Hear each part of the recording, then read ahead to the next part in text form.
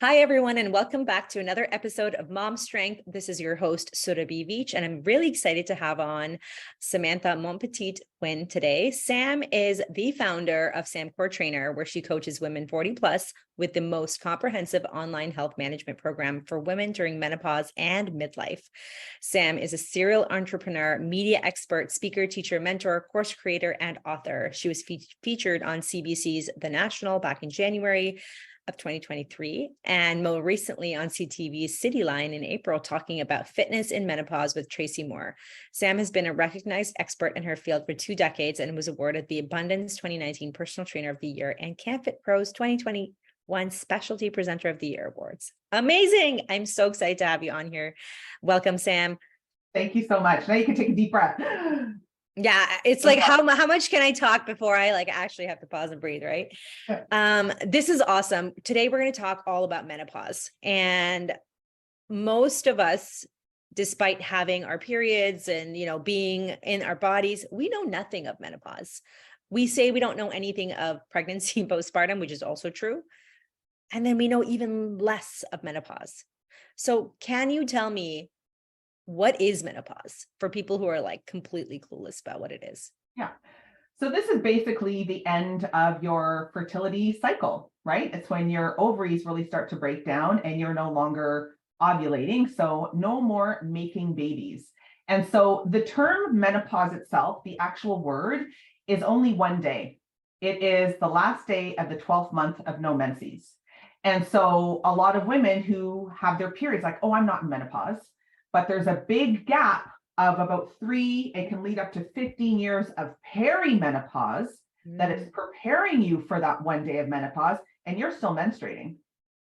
Right. You can have a very regular cycle, but can also be very erratic. But then there's other things that come into play as well, kind of little light bulb moments that would show you that you are in perimenopause. So when you hear people like me and other menopause experts and practitioners talk about menopause, they're really talking about perimenopause, up to menopause, and then all the years after until you die is considered postmenopause.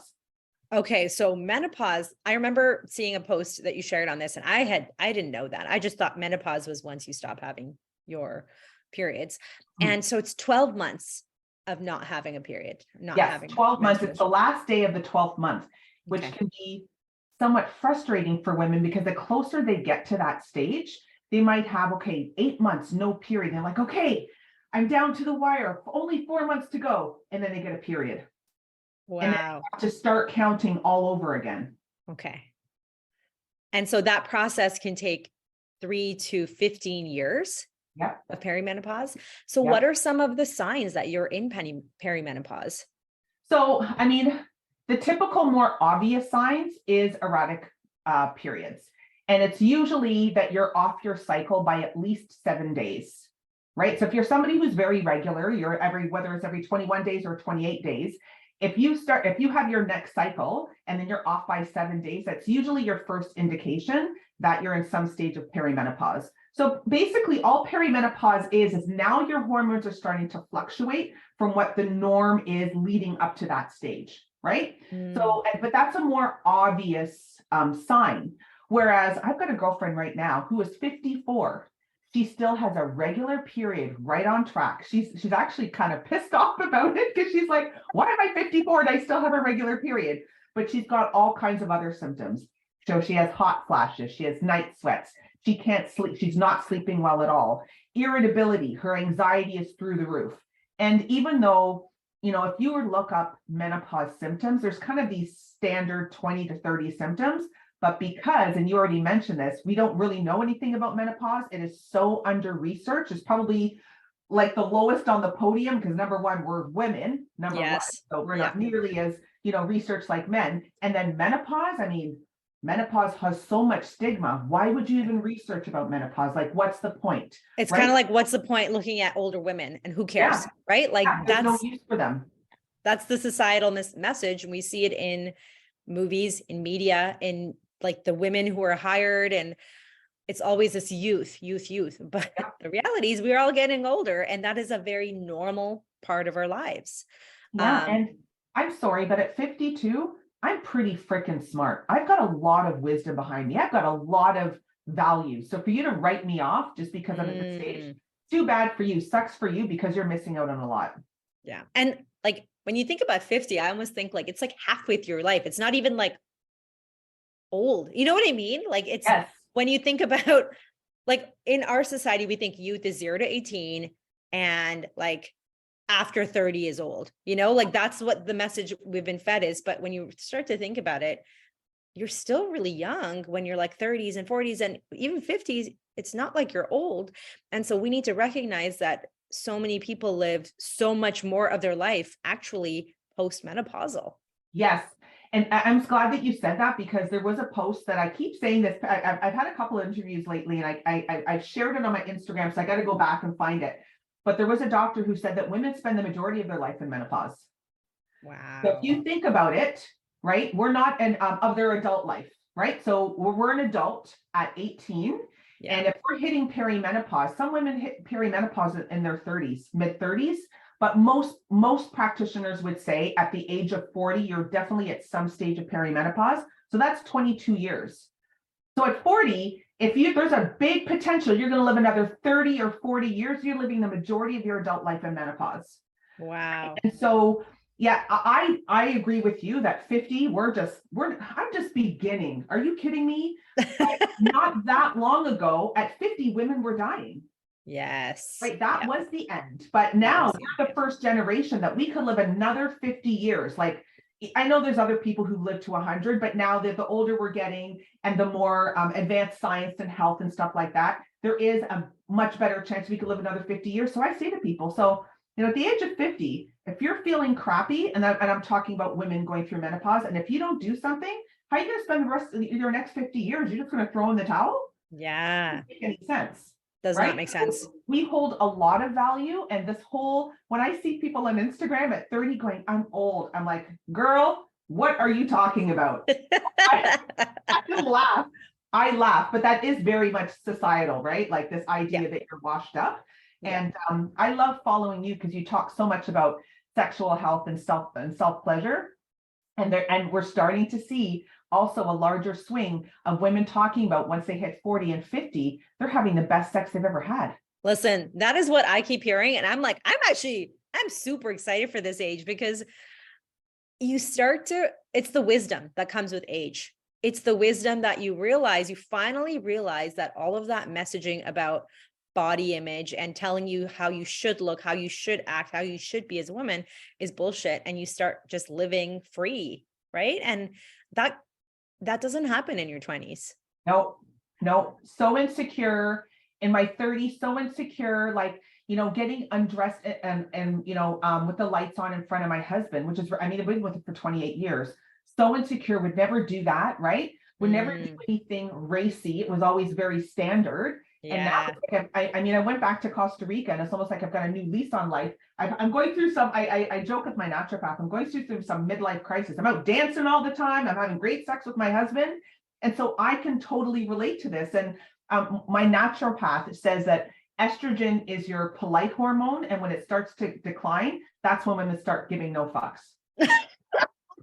Hey, this is actually the most positive thing I've heard ever about estrogen declining. So for those of you listening who are like, I've got low estrogen, let's look at the positives of that. Yes, right? Yes. And so often I think of it being referred to as a disease state. Oh, you have menopause, even postpartum, it's a normal state of being. But we look at it as like this disease injured state. And yes, there can be injuries and trauma and stuff. Yeah. However, overall, it's a very normal state of being.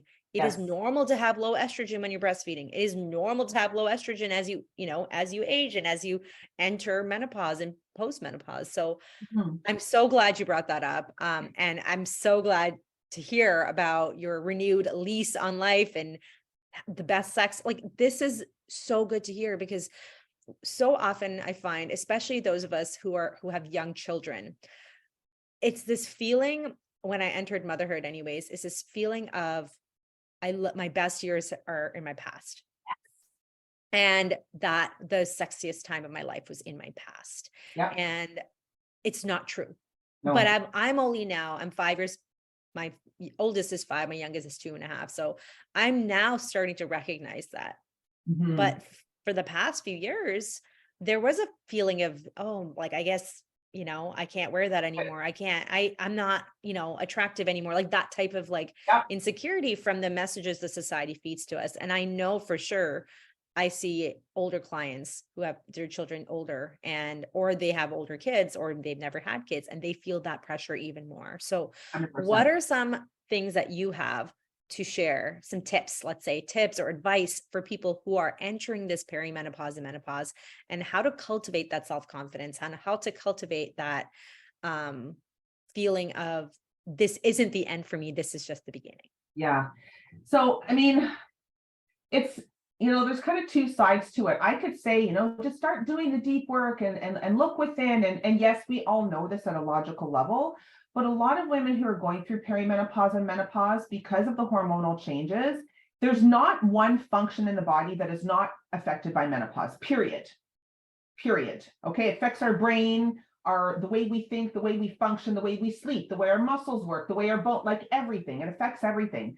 So for some women, even though they know logically that they have to work on themselves because, maybe they've gone through, I don't want to say maybe, 99.9% of women have spent the majority of their lives, even if they don't have children, taking care of others, serving others. Yes. And when they finally get to the stage, they're like, okay, it's my time. But now I don't even feel like I don't even have the bandwidth to even go there because of these fluctuating hormones. You can have really good days and some days you're just ready to throw in the towel and say, okay, well, I guess this is it.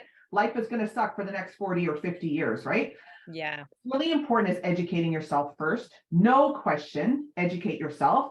Find yourself your own team, right? So this is why when I coach my clients, we have a group, which is really, really, really, really important. And every single woman who is a client who I've worked with in the past, I'm working with now, they all say the power of the group has made such a change because they don't feel alone, right? They feel inspired. They don't feel isolated. And these are a lot of women who are, worked really hard up the corporate ladder and they're very driven, they're very strong, they're very educated. But they feel like now that they're going through menopause, like somehow their body has let them down and they feel very isolated again because of the lack of education and the support. So getting your people around you is really important. Doing educating yourself, but then you have to be an advocate for your health, especially when it comes to your healthcare provider, which is so challenging because most healthcare providers are not educated in menopause. So it can be very, very frustrating, right? But once they really start to understand that what's going on, there's nothing wrong with them. Just like you said, it's not a disease. And that makes me think of this event that we put on every year, twice a year. It's called High Heels and Hot Flashes. And I have a comedian who wraps up the night. And she said how when she was first going through menopause and she was talking to a friend about it, her friend stepped away from her. And she said, it's not a disease. You can't catch it. Like, what's wrong with you? Because there's so much stigma, right? Yes. So so getting that information, being an advocate for your health and understanding that once you start making small changes, and we can talk about things like hormones and all that stuff in healthcare, but once you start making these small changes and actually taking care of you, not coming at yourself, and I mean, this all kind of aligns with diet culture and everything else, right? Treating yourself the way you deserve to be treated, not the way someone told you should and blah, blah, blah, blah, blah. Yeah. Following toxic people on Instagram and Facebook. We already know this, right? Yes. And aligning yourself with people who, if you're worried about your self-confidence, which most women have dealt with at some stage of their life, align yourself with other people who kind of emulate what you're hoping to be. Yes. And I mean, I'm hoping that's not like a stick figure with a six pack. I mean, if that's your goal, then knock yourself out. But really, that's kind of hard to achieve for most women. And then once you can do that, then it becomes a little bit more natural. But I guess my big message is don't try to do it yourself. Yes. It's really, really hard. And, one thing I always say about women is they're great at taking care of people, but they suck at asking for help. They really, really do. And this is the time, if any, that you need to ask for help and you need to be an advocate for your health. Because again, it's your choice how you want to feel. for the next 20, 30, 40 years. And, you know, feeling good about yourself, having a great sex life, if that's something that you want to do, is really important for overall health, for our mental health and everything. Heart health, everything. And I'm so glad you said that, because women do, it's socialized in us since we were children to be caring, to be empathetic, to be serving of others. And part of it is we haven't practiced asking. So you're now 45, 50, and for the first time in your life, you have to learn a new skill. And I always say, all it is a new skill. All it is a new skill, right? Yeah. You just haven't practiced it. So yes, it's hard. Just like learning the piano is hard if you've never touched it before. So instead of expecting it to feel easy, expect it to feel awkward, expect it to feel like walking through molasses. And, you know, asking for help is one thing, and also learning to take care of yourself, the self-parenting. Yes. So many of us are doing that as adults, and it sucks, because I wish we had learned that as girls growing up, to take care of ourselves and, you know, sleep enough, eat enough, all of those things, but we didn't. And so we're like the first generations having to learn this, and it is hard. And so doing that in community, I love that you have a group, because that is so impactful, especially I find as you get older, because when you get your period, you're in your school with your peers. So you have this community. When you have babies, oftentimes there's mom groups. Yep.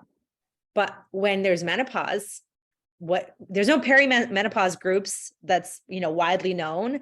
It's never talked about on even the radio. I was thinking about how many ads there are for erectile dysfunction. You know, half of men above 40 have, like, literally every day I hear this ad on the radio, no matter what channel. And during the day, my kids have heard this on the ad. Yep. There's nothing about clitoral dysfunctions and blood flow down there and, you know, low libido for women, because apparently that stuff doesn't matter, but we have to advocate for ourselves, because it does matter. Yep. Yeah, because we're just a whole. I'm sorry, you got my inside voice? Yeah. Yeah, exactly. Right. So this is such an important conversation. And tell me about, so you mentioned sleep, hot flashes, night sweats. I've actually experienced all of those things. And now I'm like, I wonder if I'm in perimenopause. Or it could also just be, and now is this recently, or is this more when you were early postpartum? Interestingly, for me, it's when I eat dairy or drink alcohol. Those two things are my triggers. Yeah. And what happens is my period is delayed on those months that I, like, let's say I'm going out for drinks or something, or then I get the few days before my period, I get intense hot flashes, night sweats, and anxiety, pre-period anxiety. Yeah. And when I only know this because I don't usually drink. And because I'm so like a postpartum and tired, that's not what I'm going to add. I'm already tired enough. But now spring, I started to notice, hey, I'm going out, I'm having a few drinks, and now, oh my gosh, my period is different. So even being able to relate that back to what has changed in my life, you know, because I know for me, it's not the stress levels, it's certain habits. And can you talk a little bit about that? Because I know some people have been through menopause where it wrecked them, the mental health challenges, the hot flashes, the hormonal flux. What is normal? And what is a sign of, maybe this isn't a normal experience. Maybe you need some, you know, hormonal support or something like that.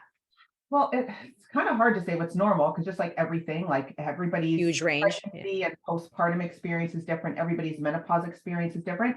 Women really need to follow their intuition and follow their own path, right? So for them, whatever is okay. So what I'm going to say is, what's normal is whatever they've experienced up until, I would say, you know, mid 30-ish, let's see. And then if all of a sudden they start noticing something is different, like you do with the dairy and the alcohol, right? How old are you? 37. 37. Okay. But I've been lactose intolerant for a long time. I didn't know it until I had my first child. And that's when it really started impacting me. So I've been dairy free mostly, but here and there when I'm eating out, drinking, there's dairy in whatever cake or whatever. And then it impacts me, and not right away. It's these small changes I'm noticing, and I'm very self-aware. So for me, I'm like, oh yes, I'm noticing these changes, but I'm just thinking many people aren't. So they don't understand the impact that they're not even just their food, but their habits and their stress levels and their lack of sleep, how that's impacting their health. Sure. Yeah. And so one thing I talk about when I talk about hormones is hormones are the puppeteer and we're the puppets. So when our hormones are good, we're good. And when they're not, right? So, in a regular cycle, we know that our ovaries release more estrogen in the first half of our cycle. Estrogen, out of the two main sex hormones, is the one that kind of is the partier, right? So I call them like, it's the yin to progesterone's yang. It's the one that gives you more energy, lubricates you in all the right places, gives you curves in all the right places, and this is typically when people have more energy and can lift heavier at the gym, blah, blah, blah. Then you've got progesterone that is released in the second half of the cycle. And this is the one that wants to play it safe. It wants you to stay home. It doesn't want you to party, and it wants you to store fat for pregnancy and breastfeeding, right? So when we enter perimenopause, out of the two main sex hormones, it's progesterone that declines more rapidly, okay? And because progesterone also has a sedative effect and helps us to manage stress, sleep. The most common things I hear, so this is what I'll hear when people were like, I still have a regular cycle, all of that. It might be a little bit heavier, but it's fine. And people kind of fluff it off, right? Because when I'm like, now it's a little bit off, but okay. And they just relate it to age, but as women age, hormones are changing, right? Yeah. Okay, but the most common thing I hear is, number one, I can't sleep as well. And remember, progesterone has a sedative effect. It helps our body calm down and absolutely assists us in our sleep. But then number two, it also helps us to manage stress. So now, yes, cortisol is our main stress hormone, but progesterone works really, really well with it. But also progesterone and estrogen help to block the negative effects of cortisol. So it doesn't let cortisol get all out of whack, right? When cortisol is released and the threat is gone, cortisol goes back down, and progesterone and estrogen, work together to create homeostasis. But now that progesterone is tanking, what we're noticing is disruptions in sleep. And then women are saying, and I'm really cognizant of this because I'm very cognizant of people's mental health. But what a lot of them will say is, I feel like I'm going crazy because I've always been able to go. Sure, my life is stressful. Sure, I'm busy. Like, why wouldn't I be? I'm 42. I've got kids and I've got work and I've got this and that. And like, it's a very stressful lifestyle. And this is also usually a time when, women have worked really, really hard to climb up the corporate ladder. Yes. And the pressure on is to, keep up with the Joneses. Keep performing. Yeah. But now they can't. Physiologically, they can't. They're much more short-tempered. And because they're not sleeping well as much, they can't focus. They've got brain fog. They're in the middle of a sentence. They're like, I have no idea what I was going to say. They sit down at the computer and they're like, why am I here? And then they walk away and they're like, oh yeah, that's right. And then they come back. So a lot of these things, when I hear this, I think that's very much like postpartum. It is. Right? The sleep disruption. I can't finish a sentence because I'm so exhausted and I'm just like going and I'm living on coffee. And all becomes a vicious cycle. But it is because of these hormonal changes that literally at a physiological level, we can't manage stress as well. So then what is the first thing that women want to do is, and especially this is also a time where if, I don't know if you've ever heard about like the meno belly, I hate that term, but I've never heard that term. That's awful term. It's an awful term. But it's just like the mummy tummy or whatever, which I used to say all the time. Yeah. I used to say it all the time, but I'm way more self-aware and understand that that's not a cool thing to say. Yeah. But people understand what I mean by this. And all of a sudden they start noticing weight gain. Yes. They can't sleep properly, all of this stuff. So then what do? They're like, well, you know what I'm going to do, Sam? I'm going to exercise more and eat less. Diet and exercise. And do you know that I've had my patients being told by their doctors to do that though? Oh, for sure. Yeah. Oh, if you just lose weight, your symptoms will improve. But it's like, and it's for everything, whether it's pain. I've had one of my clients had difficulty breathing from a viral infection. She was told to lose weight. This person is not overweight. This is an average size person. And it's anyways, like for literally everything. So this is where that self-advocacy comes in. Big time. But at any time when women should be more conscious and focusing on stress reduction and understanding that less is more is during perimenopause. I'm telling you right now, over exercising and eating less will just cause you to increase cortisol levels even more, because even though cortisol is our main stress hormone, its secondary job is to store fat. Yes. Right? And research shows that any physical changes that happen in the body, it's going to be about 3 to 5 years before we hit menopause. That's when we really start noticing metabolic changes. So over exercising and stressing your system is a bad strategy, but that's what we do because that's what we've been brainwashed forever. And maybe it worked when we were 20, but when you're 40, your body's not 20, girl. It just doesn't. You're literally twice as old, right? You're twice as old, and now your hormones are all over the place, even though, again, you have a regular cycle, but there's other things that are happening. And so the more self-aware, and it's not just because, it might be because what women will say was, well, you know what, maybe I'm just burnt out. Yeah, and if you're burnt out, that's even worse because now your adrenals are tanked, right? You're not even producing cortisol anymore. We do need cortisol, we just don't need it up at the ceiling all the time. Yeah. Well, that is your body's way of telling you to slow down. It's not because you're lazy. It's not because you have to be more disciplined. Doesn't mean that you have to measure your food more. Doesn't mean you have to track your calories, all this other stuff. And literally your body is telling you, you need to slow the F down. Yeah. And when you slow the F down and you actually listen to your body, if your body is meant to release weight, it will. But all of a sudden, wow, I'm sleeping more. I can focus better. I can put a sentence together. And I'm so interested because we don't know the answer to this because we live in a time where burnout is so high and exacerbated by the pandemic and everything else. But I would be so interested to see how menopause impacts communities where it isn't the norm to overwork, send your kids to a million activities, to do it all the time. Maybe their transition to menopause is so beautiful and just natural. Right? In indigenous cultures, it is a time of wisdom, and women are put on a pedestal. And so we should be, like I said earlier, we have a lot of wisdom. So for you to throw us out just because you know of what your interpretation of what age and ageism and all that other stuff is ridiculous. Yeah. In Japan, apparently their symptoms are way lower. Yeah. And there's some theories because they eat a lot of soy. So soy is a phytoestrogen, and it does help your body to produce more of the natural estrogen that is declining, the good estrogen, by the way. And I believe in Chinese, it's a similar experience where they don't have a lot of symptoms and a lot of complaints. Like it's just a normal transition. But if you think about like a lot of these other cultures, they move a lot more. Yeah. They walk everywhere. They ride their bikes everywhere. Yeah. They're eating a lot more. They're not sitting in a car. They're not sitting. Yeah. Yeah. And they're not eating fast food every time they turn around. Yeah. Right? And the other thing is like the other, like portion size too. And I find that here there's such a, immediate coffee. Like that's the first thing we go to when we're tired, and coffee negatively impacts, like the caffeine impacts our hormones and our sleep. It increases cortisol for sure. And I have heard this, that people become more sensitive to caffeine as they get older, women, right? Sure.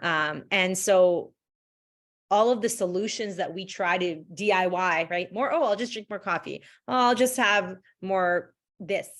I'll just sleep less because I have more to do. It's actually detrimental to our health.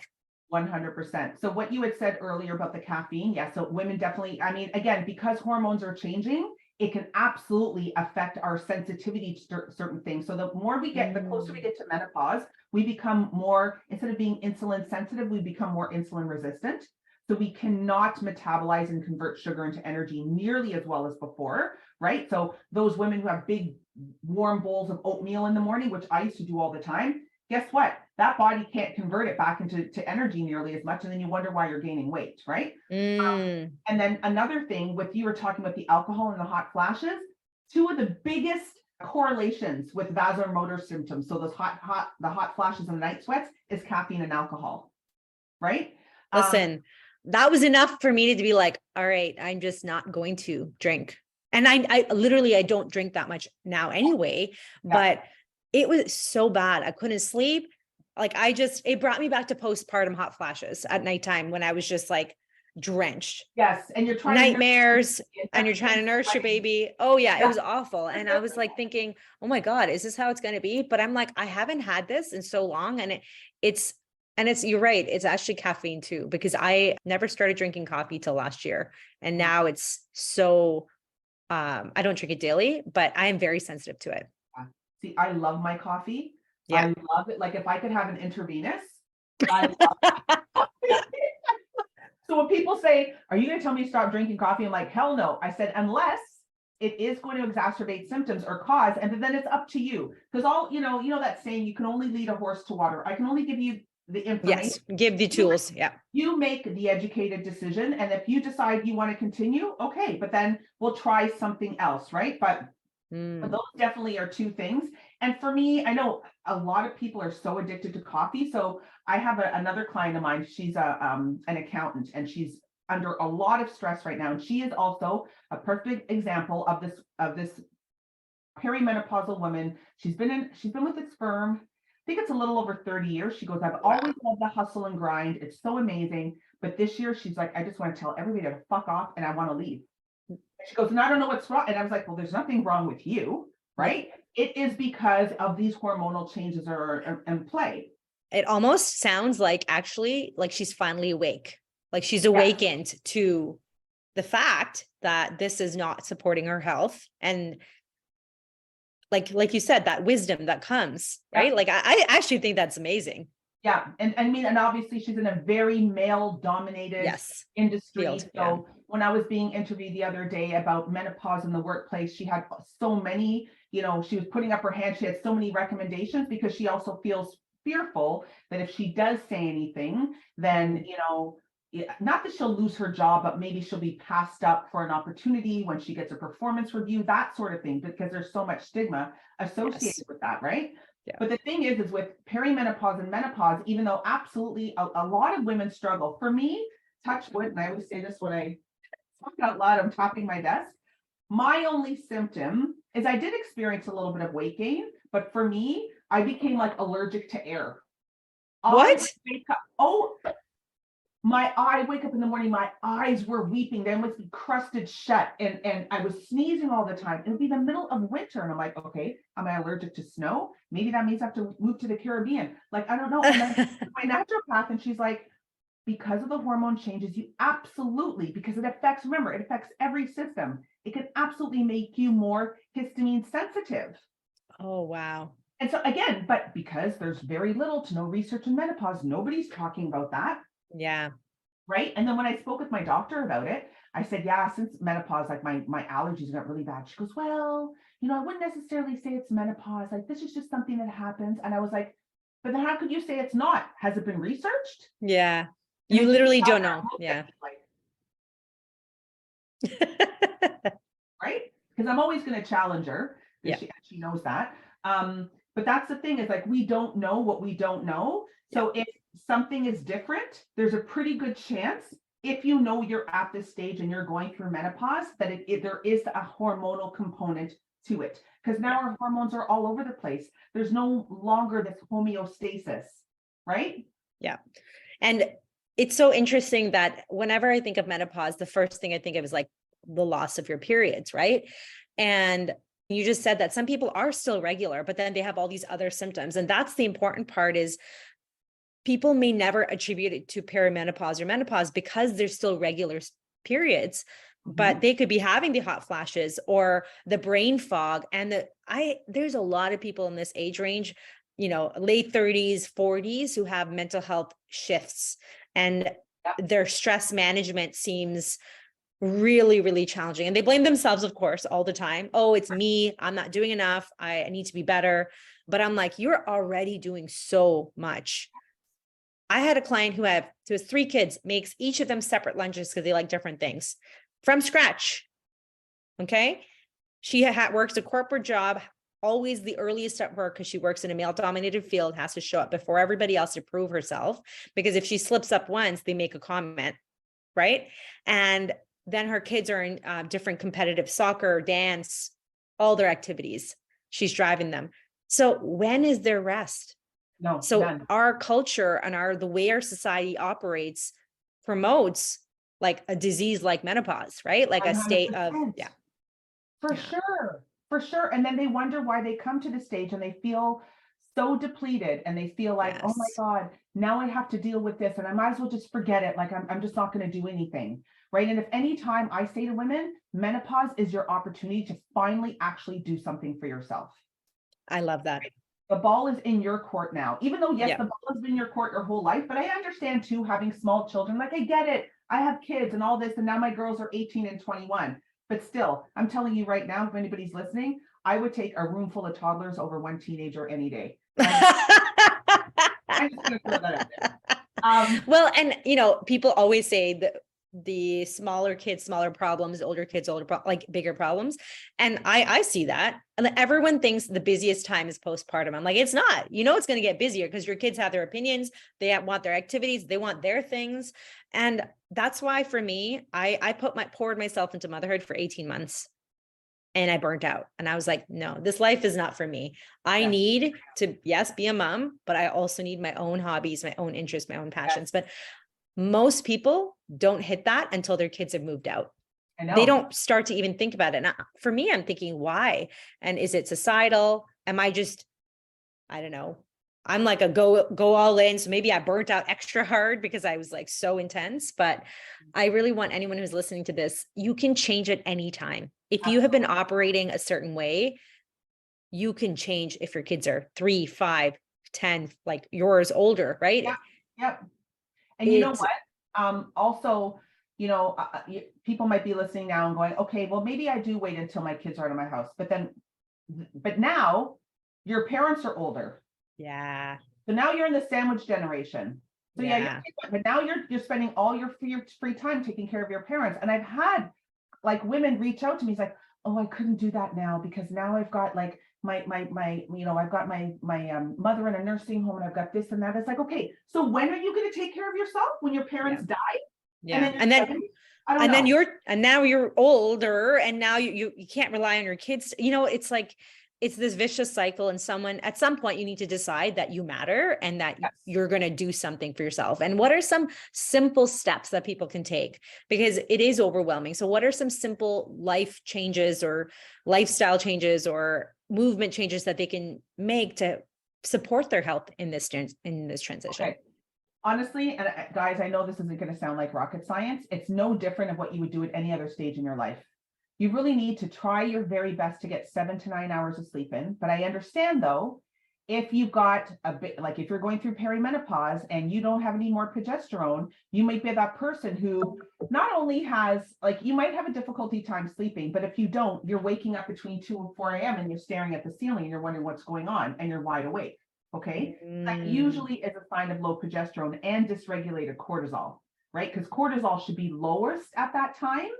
Right. But if it's backwards, then you're like wide awake and you're all revved up. Those are people who are wired and tired, right? Those are the people who are like gone through like adrenal fatigue or adrenal failure. So I would also suggest at this point, like if you're really struggling, I don't, and some doctors don't believe in this, but I believe in getting your hormones checked, finding out where you're at and having some sense of, okay, it's not me. I'm not crazy. My hormones are way out of whack. And now maybe I can get some hormonal support to make me feel better. Yes. Also, moving your body. Guys, if at any time you should be moving your body and prioritizing strength training, I cannot. Yes. Because the closer we get to menopause, okay, so leading up to menopause starts in your 30s. You start losing muscle mass at say 2 to 5% per decade. You hit menopause, it's 2 to 5% per year. That is massive. My gosh, that's huge. So not only is this going to directly affect your metabolism, right? And your resting metabolism. So the amount of calories you burn just sitting here listening to us talk right now on this podcast, right? But also you are starting to rapidly lose bone density too. We're at a significant increase of developing osteoporosis in menopause, and also heart disease and Alzheimer's, metabolic disease. So exercise itself can help with all of those things, but also prioritizing lifting weights and lifting heavy. 5 pounds is not going to cut it. It is not going to help to slow down that Well, I think of Tracy Anderson. Do you know who she is? No. That's because you're a lot younger than me, so I'm dating myself. But Tracy The Anderson, name sounds familiar, but so she became famous because she was Gwyneth Paltrow's trainer. okay. And she was on Oprah like 20 years ago when Gwyneth lost all this weight after having Apple, I think her first daughter. And she's like, I work out with her 2 hours a day and we do these things and we do the like 2 hours a day. And Tracy Anderson came on and said, no woman should lift heavier than 4 pounds. And I looked at and I was like, what? Your kids weigh more than that.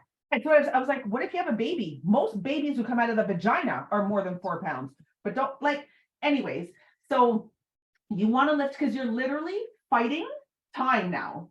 Women and people say, oh, you're being so dramatic. Yeah, because maybe then you'll listen to me. You literally are fighting the clock with muscle loss, bone density, all of these things. Women are at it, not just an increased risk, a significant increased risk of developing all these health-related conditions just from menopause and hormonal changes.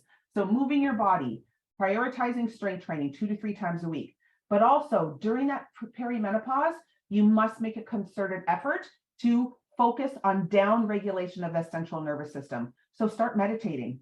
And people were like, oh my God, I don't have time for this. And you're like, you don't have 5 minutes and 24 hours. Yes, you do.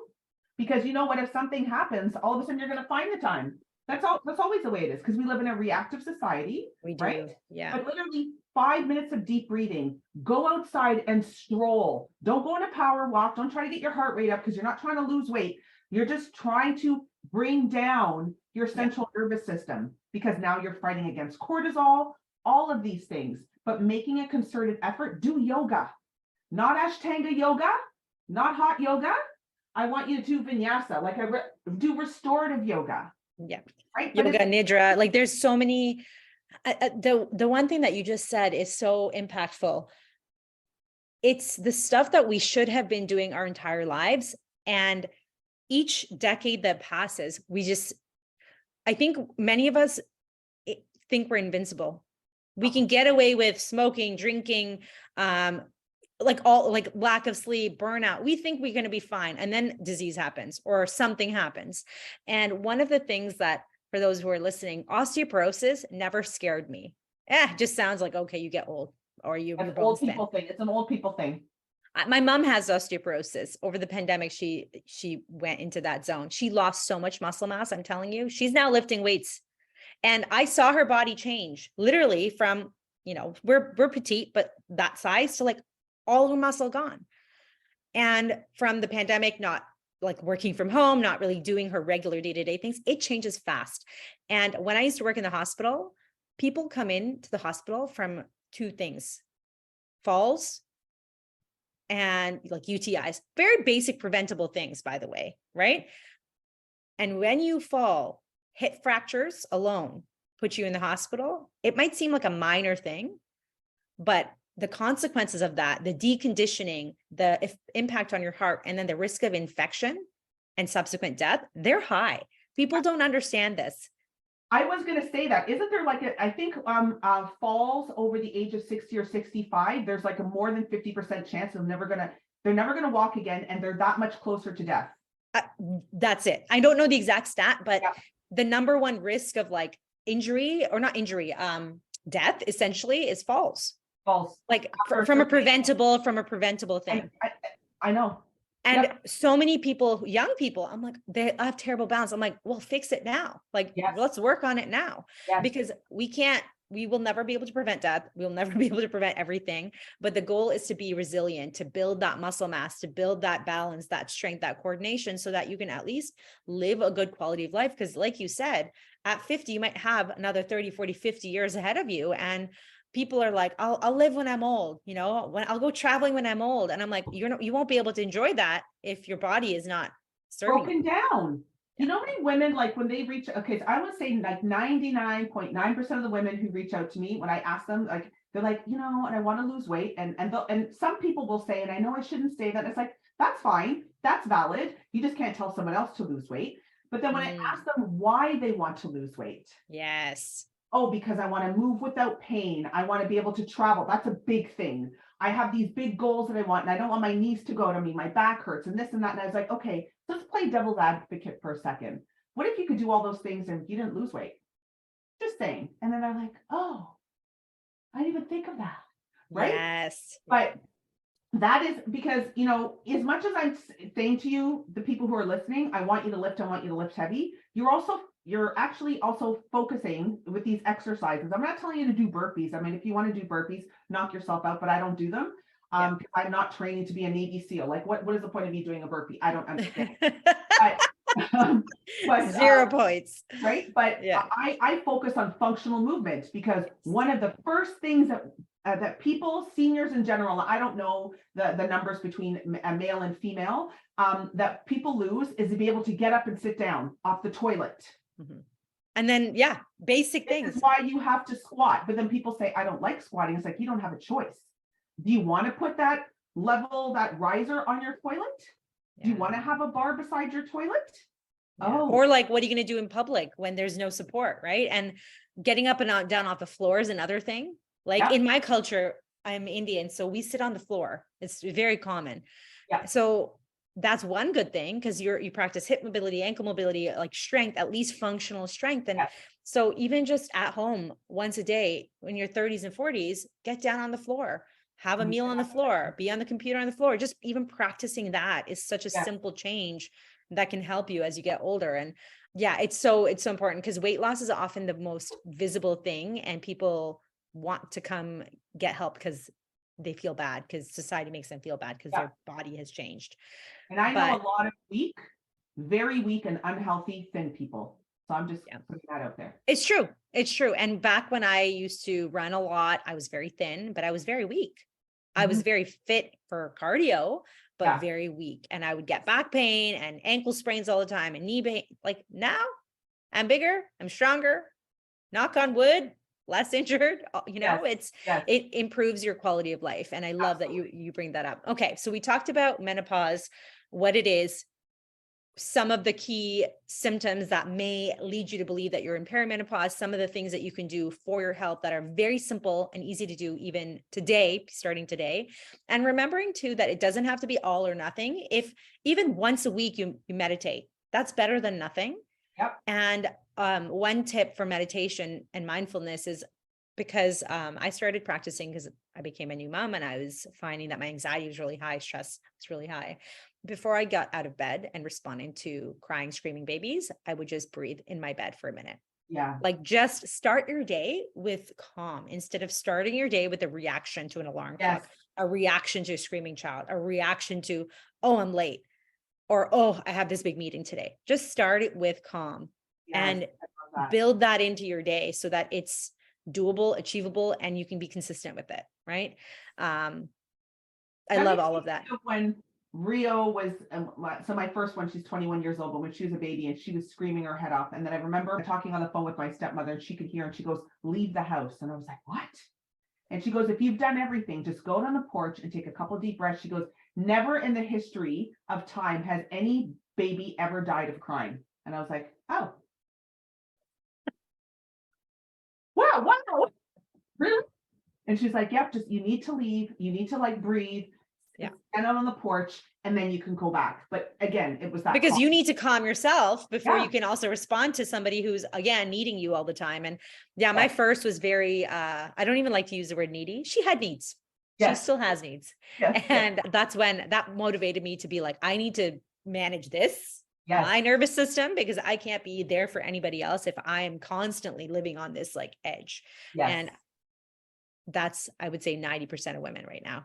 Mothers, women, they're living on their edge, and it's not your fault. It's a system, but at the same time, you can take individual responsibility for your own health, because if you don't, who will?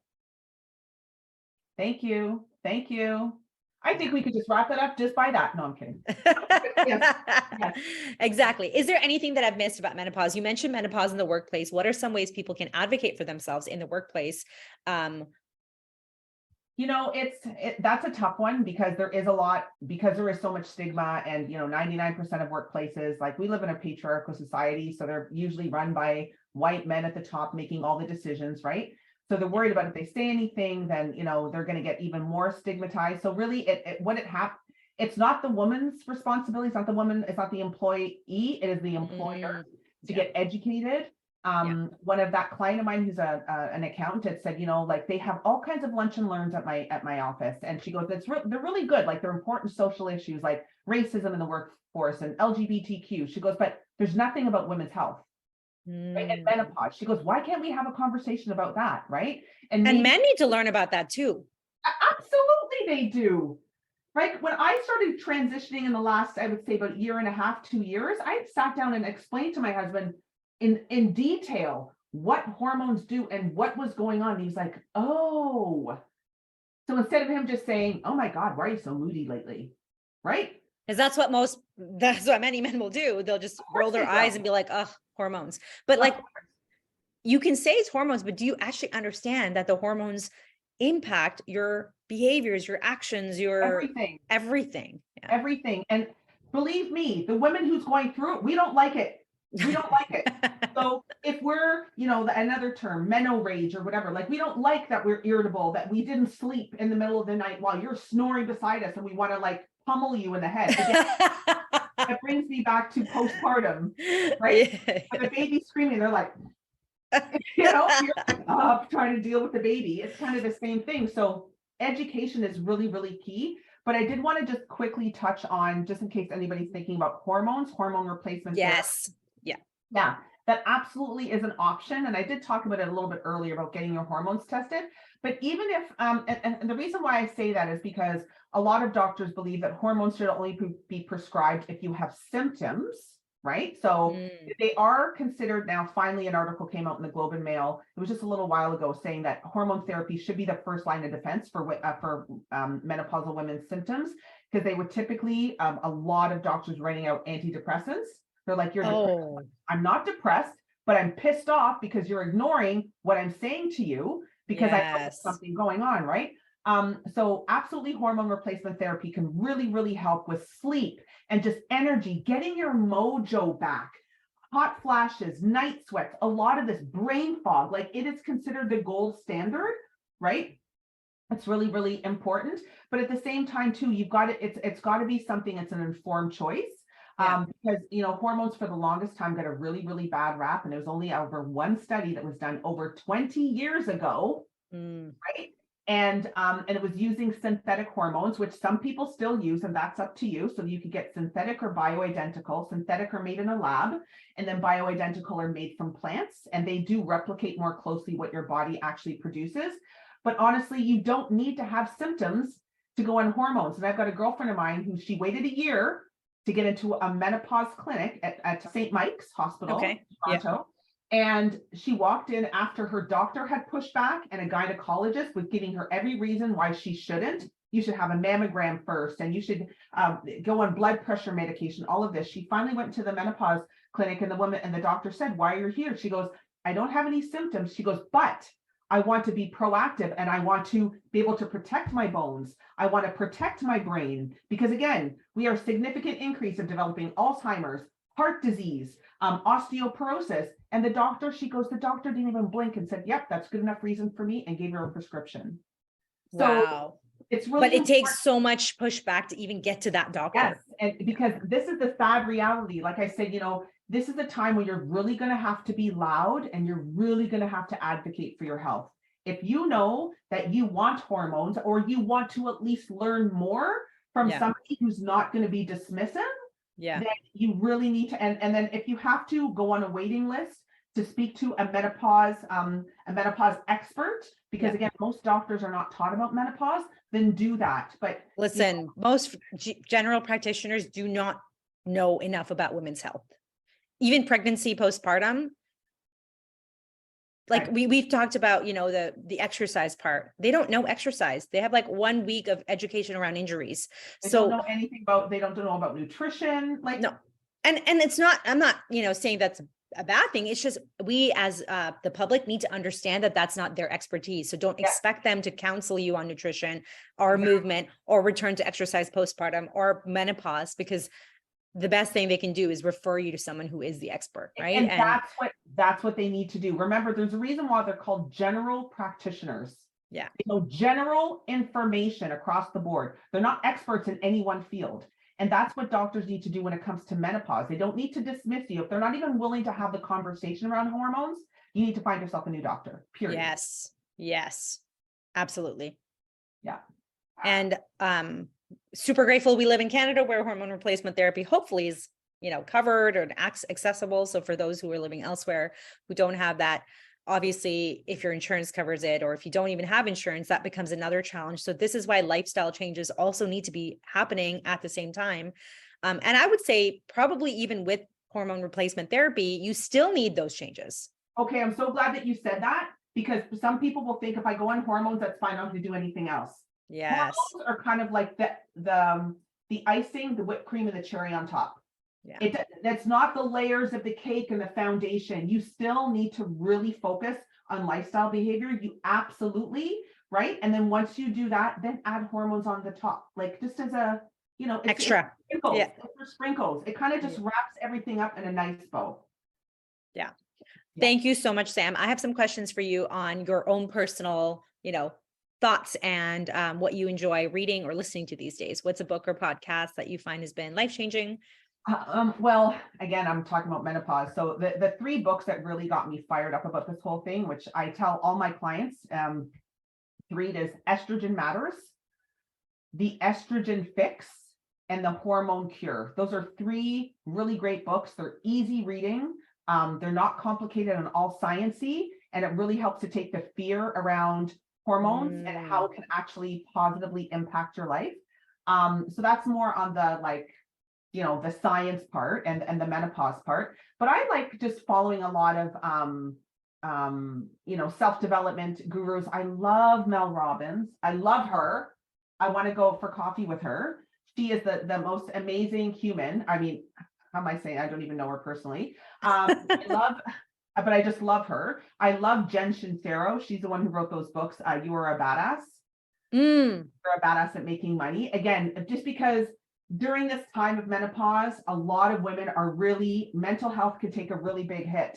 And women really feel defeated. They feel alone, especially those women who did really well, in this up until then with their lives, right? Like they were exercising regularly, doing really good in their careers, and they feel like everything's falling apart. And I really feel like listening to people who can help lift you up and remind you how awesome you are. And that is so important to, like, as Brene Brown, who she made it very, very popular, set boundaries. Yeah.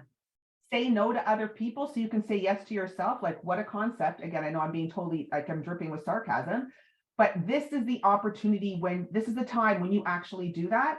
And then it's a whole new world, man. Are you kidding? I'm 52 and I've got some more aches and pains and I'm stiff, and I've actually got an injury in my tendon. I've got bursitis in my tendon, but I'm stronger than I've ever been.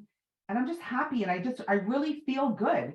And you can feel that way again, but you have to make a conscious effort to actually do it. I was going to say, I follow you obviously on Instagram. And so you can see your energy, and like, sometimes we're so quick to blame everything on just age alone. Like, oh, as you get older, you get less energy, you get weaker bones, you get more injuries. There are tons of people with that same bursitis who are 20 with those same injuries and stiff bodies. I see now stiffness, early 20s, late teens, because of the lifestyle that they've had that we didn't have growing up. Phones, computers. I feel so fortunate that I grew up before that time and I didn't have, a laptop till I was 25. Like, it's developmentally, it impacts you. So much of the time we think this is the way it is because of age. And sometimes it is with the hormones and the menopause and the perimenopause. But many of these things, that fatigue, you can improve that through lifestyle changes, getting the hormonal support that you need. And even just understanding that we are not invincible. We will change. Our bodies will slow down. That is normal. That is a good thing. That means we have the blessing of getting older. Yeah. And listen to your body, listen and actually work. What I say to people, work with menopause, not against it. Stop treating this. Stop treating yourself like you did even 10 years ago. Because that ain't working. Yeah. Right? Yeah. Think about the difference between age 10 and age 20. Huge developmental changes through puberty. Yeah. But why would we not expect the same type of, changes in other decades? Yep. Right? Like whether it's physical, maybe it's not physical changes this time, but it's mental and emotional and all of those other things. So Yes. I love that. What are 3 things you like to do for yourself every day for self-care? Oh, well, I absolutely have to walk. Well, I have 2 dogs to walk anyways, but I just love getting out and walking every day for sure. So I move every day, regardless of whether it's walking. I'm at the gym about 3 times a week. I started spinning today, so I feel good about that. Nice. What else do I do? Oh, I always start my day with a 5 or a 10 minute meditation. So again, even though I'm promoting meditation, I'm not telling you to do it for an hour. I do for 5 to 10 minutes, and I journal. And I know That. for a lot of people would be like, that's so hokey, but man, you could It's not. It is so impactful. You can change your life, because I'm literally focusing on slowing myself down. And when I start my day with those things, I really feel a difference when I don't do it. Yeah. I really do. I'm more irritable. I'm more anxious, actually. Yes. Because I have noticed a little bit more increase in anxiety, and I never really struggled with that at all, but I've noticed that in the last year. So that really just helps me set the tone, remind myself how awesome I am and why I do what I do. Yes. Right. So I have to say those 3 things. And I think that because I have young kids, I've learned from them. They just color for the sake of coloring. They're not trying to create and produce. They just are invested in the act of doing that. And as we grow up, we think we don't need to do that anymore. But journaling is an opportunity to just be present. And even if you don't write anything spectacular, it's just that act of taking the time to be with yourself and get your thoughts down. And I used to journal for a long time, and I stopped because I got too busy in school and life. And recently I've gotten back to journaling. And listen, we're all very wise people. I think humans have wisdom internally, but they're too busy to access that. And so when you pause and you slow down, you can actually access that wisdom instead of like feeling like everyone else has to tell you what to do. You know your body, right? And we overcomplicate health. Like they're like, oh my God, what is it that you do, Sam? I just told you. I just move my body every day. Oh, yeah, and I journal. Oh, that's not exciting. It's not sexy. Yeah. It's not like try this 5-second hack to whatever change your body. Yeah. And even though I do, like I offer monthly, different things I do online. Sometimes, and there is a workshop that I run that calls Menopause Hacks for Health. Yeah. But that's just to get people to sign up. It's not a hack. I'm literally going to tell you, can you please have your 5 to 10 fruits and vegetables a day that Health Canada has been telling us to do for I don't know how many years. Can you please drink your water? Can you please go to bed and not go to bed with your screens in your face? Yes. It's the basics that actually matter. So tell me, I probably know the answer to this already, or maybe I don't. What are you really passionate about right now? It could be about menopause. It could be about something else, your choice. I'd have to, you know what? I'd have to say, I'm really passionate about what I do. And I said this to my husband. I've said it to him a couple of times. I haven't said it lately, but in the last year, I said the smartest thing I did was change the focus of my business specifically towards menopause. Because I feel like this demographic, it's not even a demographic, it's not even the right word. These women are so underserved, and it breaks my heart. And so I feel lit up every day that I can just inspire them to move and not treat themselves like shit and stop over exercising and eat more food than 1,200 calories a day. I mean, go on and on. And you're working with an age right now that did not grow up with the information that, let's say, 20-year-olds now have, even about gender expression, all of that stuff. The women who are now in their 40s and 50s, this may be the first time anybody's taught them about their bodies. So that would be really rewarding work and also really impactful. And your passion for that shows when you share your content. So thank you very much. I'm very grateful that you shared your energy and wisdom with us, because this is something that all of us who have a vulva will be going through at some point, and it's important. It's very important. If you could change one thing about the world, what would it be?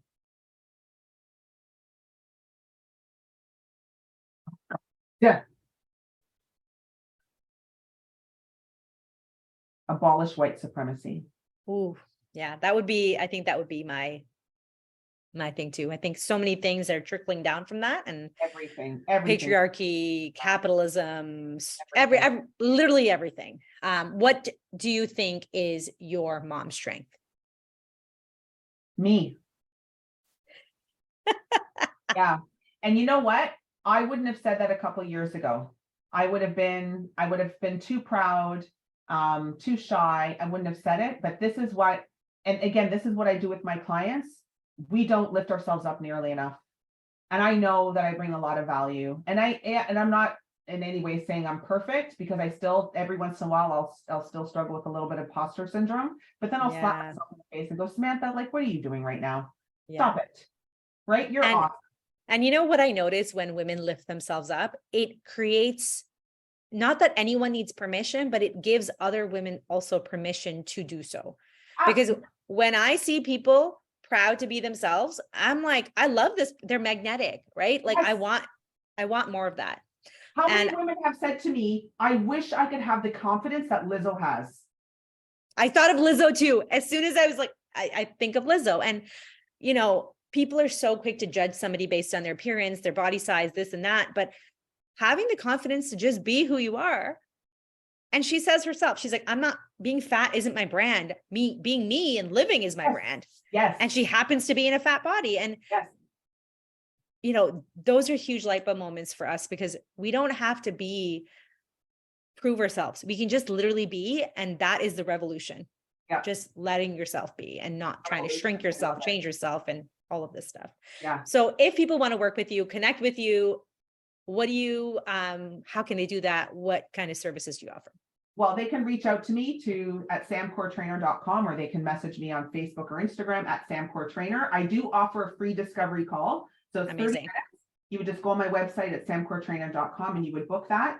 And like you said in the introduction, I do offer a very comprehensive approach for women's health, going through perimenopause and menopause. I just finished talking to a client. She said, you know, when I first signed up with you, I had a completely different idea of what it was going to be than what, and she goes, I'm so happy, because yes, by trade, I am a personal trainer. I've been a personal trainer for almost 22 years, but the fitness, even as important as it is just one small piece of what I do, because agreed, it's not a lack. Most people, unless you've been living under a rock, know that they should exercise, and again, should eat the fruits and vegetables and blah, blah, blah, blah, blah, blah, blah, blah. But it's not about that. It's about working on themselves. And that's what I help women do, because I don't give meal plans. I don't do that sort of thing. I love it. People, but it really comes from a more holistic approach. I love that. And I would say that's why, you know, our work aligns is, you know, I'm a physical therapist and I'm a coach, but it's not about, here, let me rub your back, or I work all virtually, because I put the power back in people's hands. And that's what you're doing. You're teaching them, you're educating them, you're showing them these are the things that can impact your life. And I feel like that's what ultimately we want. We want to feel empowered in our own bodies. We don't want to give up our power to our doctors and everybody else. Oh, no. And I think that this approach is so great, especially for those women who are working their way up the ladders and they're in those jobs and they're successful and they want to do it all, but they can't. And sometimes asking for help from a coach, from somebody who is the expert, is the way to support your health and your well-being. So Sam, for Instagram at SamCoreTrainer. Yes. I will tag the links to all of those things. I'll tag a link to your discovery call if you send me that. And that way people can book in with you. If you are in perimenopause, menopause, thinking about this, want to learn about it, please just go follow her and check it out. And if you listen to this episode, please share it on your Instagram, tag us both, let us know your thoughts, share it with your friends, your aunties, your grandmas, everybody in your life, because this is information everybody needs to know. Yeah. Awesome. Thank you so much. This has been great. I love chatting with you. It's been awesome. Thank you.